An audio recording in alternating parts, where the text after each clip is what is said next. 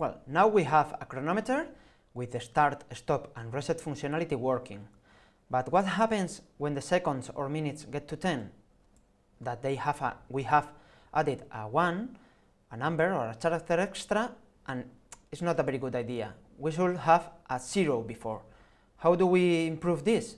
Well, we add a new method that is called zeroPad. This is just a helper method that returns, depending on the value being lower than 10, it will return 0 plus the value or the value. This is the ternary operator. This is just a new method, a helper method. We could, for example, have used an external library, but this is very, very simple, so we do it here, directly in our class. If the value is lower than 10, it will return this value, that is 0 plus the value. This is JavaScript 6 templating, and if not, the value. How do we use this function? That, by the way, it doesn't need to be binded to this, because it doesn't use this inside. So for the minutes, we use this zeroPad, and for the seconds, this zeroPad. Let's see if it works. Now we have zeros. When it gets to 10 seconds, if the function, this new method is working, it will get a 1 and it will not add a 0. Perfect. We are not going to wait for the minutes, of course, and we are going to introduce more improvements here. What we want to do now is to disable the buttons when they should not be clicked. So, how do we do that? It is very typical to add in the render method and before the return some variables just to see different states of our application and to introduce these states, these variables, inside the HTML. So, run is this .state .running if it is true.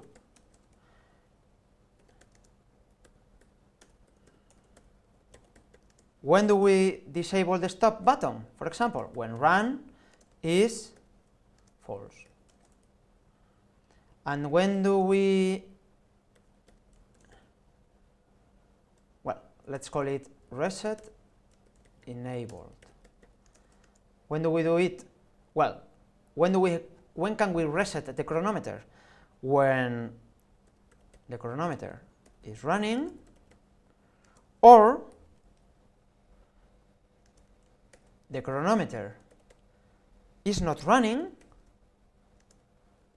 but we have a value in any of the millis, seconds, or minutes.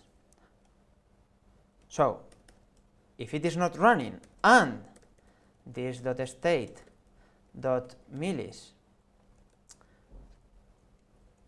greater than 0, or this .state .seconds greater than 0, or this .state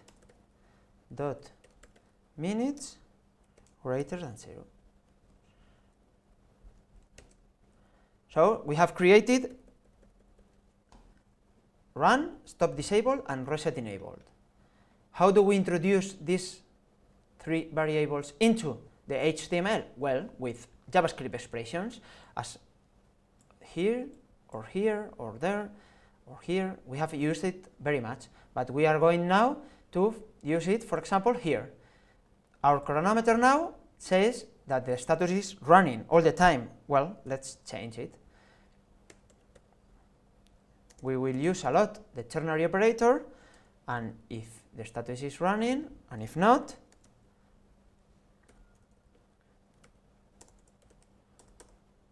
status stopped. Perfect. We can check it now and see if we have any error.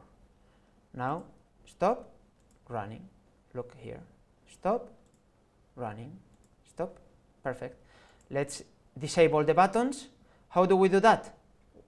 We have these class names. We have to add a disabled when it is disabled. Okay?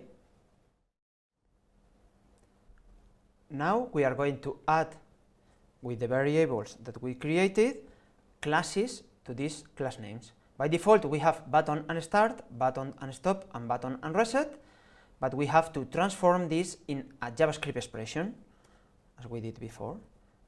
We add the curly braces, and we have to concatenate a new class here, just in case it is running. If it is running, look here, if the chronometer is running, we add a disabled class, and if not, we don't add it. So the start button will be disabled when the chronometer is running. How do we do this? Also with this space. It is very important because we are going to add a disabled class, and if not, it will be together with the start. The other possibility is to remove it and add it here. So the final string will be button, start, and disabled, but I like better the other way. They are equivalent. Now for the stop, we do the same. We create a JavaScript expression that will depend on the stop disabled variable that we created. Also with the ternary operator, and we will add the disabled class only when this variable is true. And for the reset, we added a reset enabled variable. You can also improve it and create a reset disabled if you want, but you will need a different condition. This is easier. Reset enabled, depending on it, if it is enabled, nothing, and if not, we add the disabled class. If we save, let's go to the chronometer.